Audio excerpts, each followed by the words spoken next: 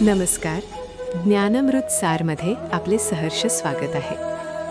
कुरुक्षेत्राच्या रणांगणावर जिथे मृत्यूचे तांडव सुरू होणार होते, तिथे श्रीकृष्णाने अर्जुनाला जीवनाचे सर्वात मोठे गुपित उलगडून सांगितले.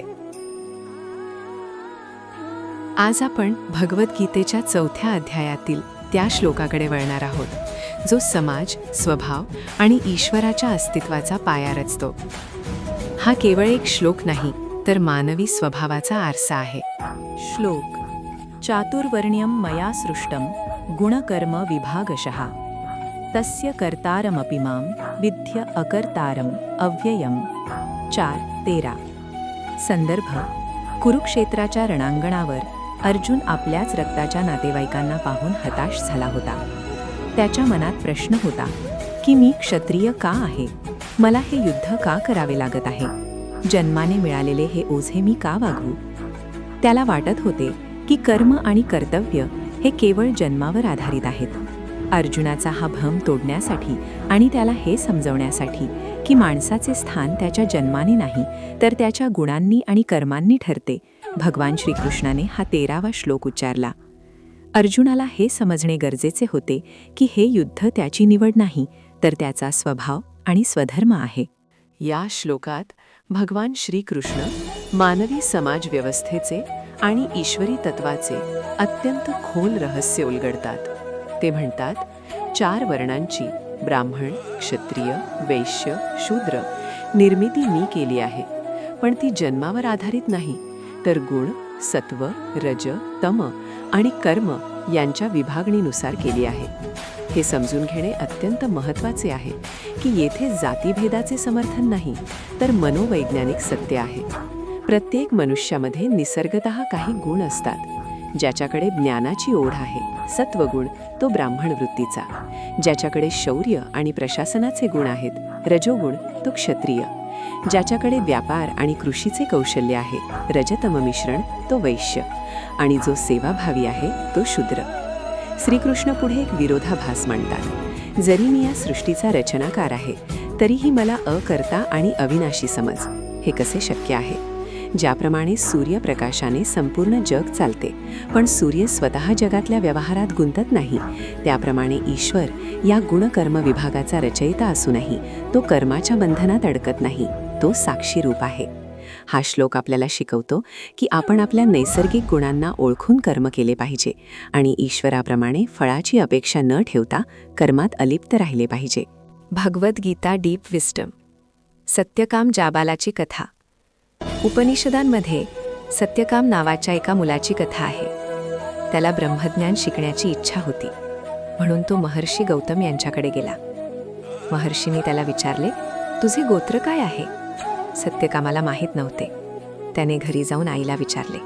आई म्हणाली, मी तारुण्यात अनेक ठिकाणी दासी म्हणून काम केले, त्यामुळे तुझे वडील कोण हे मला माहीत नाही. तू फक्त सांग की तू जाबालीचा पुत्र सत्यकाम आहेस. हे सत्य घेऊन तो पुन्हा ऋषींकडे गेला आणि जसेच्या तसे सांगितले. महर्षी गौतम प्रसन्न झाले आणि म्हणाले, इतके कठोर सत्य केवळ एक ब्राह्मण, ज्ञानी वृत्तीचा माणूसच बोलू शकतो. तू जन्माने कोणीही असो, पण गुणांनी तू ब्राह्मण आहेस. ही कथा सिद्ध करते की वर्ण हे गुणांवर आधारित असतात, जन्मावर नाही. भगवद्गीता दीप विश्व. विश्वामित्रांचा प्रवास. विश्वामित्र हे जन्माने क्षत्रिय राजा होते. त्यांच्यात रजोगुण प्रबळ होता.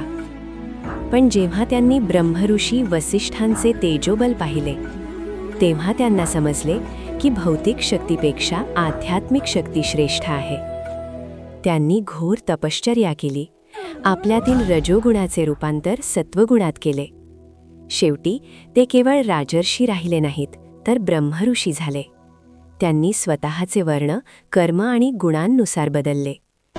श्रीकृष्णाचा हा श्लोक विश्वामित्रांच्या या प्रवासाला दुजोरा देतो की माणसाचे स्थान त्याच्या कर्माने ठरते. आजच्या आधुनिक युगात आपण याला करिअर काउन्सिलिंग किंवा व्यक्तिमत्व चाचणी, पर्सनॅलिटी टेस्ट म्हणू शकतो. समजा एखाद्या मुलाचा नैसर्गिक कल, गुण, चित्रकला किंवा संगीताकडे आहे, पण सामाजिक दबावापोटी तो इंजिनिअरिंग किंवा बँकिंगचे काम करत असेल, तर तो आयुष्यभर असमाधानी आणि तणावात राहील. आजचे बर्नआउट आणि डिप्रेशन हे बऱ्याचदा आपल्या गुण आणि कर्मामध्ये ताळमेळ नसल्यामुळे येते. श्रीकृष्णाचा हा संदेश आजच्या तरुणांना सांगतो की स्वतःला ओळखा. तुमचा नैसर्गिक स्वभाव काय आहे, त्यातच तुमचे करिअर, कर्म निवडा. जेव्हा तुमची आवड, पॅशन आणि तुमचे काम, प्रोफेशन एक होते, तेव्हा तेच खरे योग बनते. तसेच ऑफिसमध्ये मॅनेजर म्हणून काम करताना त्या पदाचा अहंकार न ठेवता मी फक्त एक भूमिका बजावत आहे, अकर्ता भाव हे लक्षात ठेवले तर ताणतणाव निर्माण होणार नाही. शेवटी सारांश हाच आहे की आपली ओळख आपल्या जन्माने नाही तर आपल्या कर्माने आणि गुणांनी निर्माण होते. आणि सर्वात महत्त्वाचे म्हणजे आपण जगात वावरताना ईश्वरासारखे साक्षीभाव ठेवले पाहिजे. काम करायचे पण त्याच्या बंधनात अडकायचे नाही. जर तुम्हाला भगवद्गीतेचे हे गूढ ज्ञान सोप्या भाषेत समजून घ्यायचे असेल आणि आपल्या जीवनात सकारात्मक बदल घडवायचा असेल तर ज्ञान अमृतसारला आत्ताच सबस्क्राईब करा. हा प्रवास तुमच्या आत्मशोधनाचा आहे. हे ईश्वरा, आम्हाला आमचे खरे गुण ओळखण्याची आणि त्यानुसार कर्म करण्याची बुद्धी दे. आम्ही कर्मात असूनही कर्माच्या बंधनातून मुक्त राहू दे. ओम शांती शांती शांती.